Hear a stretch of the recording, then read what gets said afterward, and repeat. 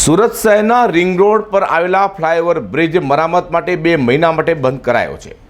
બ્રિજની 800 બેરિંગ બદલવાની સાથે વિવિધ મરામત કરનારા હોય, જેથી પાર્કિંગ, સામાન લોડિંગ અને અનલોડિંગ પણ બંધ રહેશે તેવું જાણવા મળ્યું છે. રિંગ રોડના ડોક્ટર આંબેડકર ફ્લાયઓવરના રિપેરિંગનું મુહૂર્ત આખરી નીકળ્યું છે.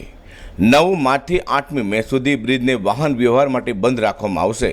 છેલ્લા ઘણા સમયથી બ્રિજ બંધ કરવા માટે મથામણો ચાલી રહી હતી. બ્રિજનો વાહન વ્યવહાર બંધ રાખવા મ્યુનિસિપલ કમિશનર બંછાનિધિ પાનીએ જાહેરનામું બહાર પાડી દીધું છે. બ્રિજ બંધ રહેનાર હોવાથી નીચેના રોડ ઉપર ટ્રાફિકનું ભારણ વધશે, જેથી બ્રિજની બંને તરફે આવેલા રોડ પર કોઈપણ પ્રકારના વાહનો ઊભા રાખવા અને પાર્કિંગ કરવા તેમજ માલ સામાનનું લોડિંગ અનલોડિંગ કરવા પ્રતિબંધ ફરમાવ્યો છે. વાહન ચાલકો માટે વૈકલ્પિક વ્યવસ્થા કરાઈ છે, જેમાં બ્રિજનું રિપેરિંગ કામ ચાલુ થનાર હોવાથી વાહન ચાલકોએ બ્રિજની નીચેના બંને તરફ આવેલા રોડનો ઉપયોગ કરવાનો રહેશે. વૈકલ્પિક માર્ગ તથા ટ્રાફિક પરિવહનમાં સરળતા રહે તે માટે અડાજણ તરફથી રેલવે સ્ટેશન તરફ જતા વાહનોએ શ્રી ચંદ્રશેખર આઝાદ એટલે કે જિલ્લાની રિવર બ્રિજનો ઉપયોગ કરવાનો રહેશે. ઉપરાંત ઉધના દરવાજાથી ખરવનગર જંકશન થઈ કેનાલ BTS રૂટનો ઉપયોગ કરી કામરેજ તરફ જવા માટે અપીલ કરાઈ છે.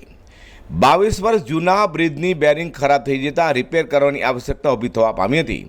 800 જેટલી બેરિંગ બદલવાની કામગીરી પણ હાથ ધરાશે. 15 કરોડના ખર્ચે બ્રિજને રિપેરિંગ કામ કરવામાં આવશે. રિંગ રોડ બ્રિજ ઉપર ટ્રાફિકનું સૌથી વધુ ભારણ હોવાથી બ્રિજ બંધ કરવાને લઈને NOC પણ મળતી નહોતી, જેને કારણે હવે 2 મહિના માટે બ્રિજ બંધ કરાશે. અઝર કુરેશી સાથે હર્ષદ સેટા.